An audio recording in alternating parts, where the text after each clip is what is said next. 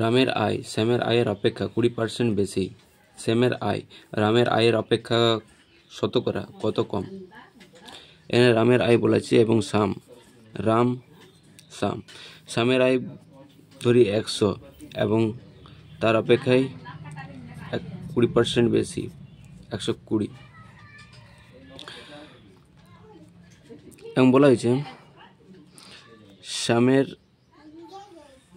আয় রামের আয়ের অপেক্ষা কত পার্সেন্ট কম? 20 কম।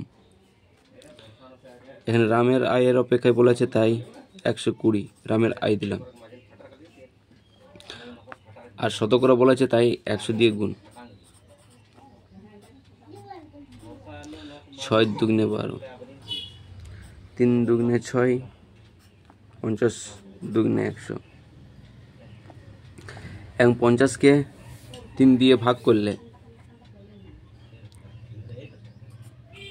16/2 3%। Option C right answer.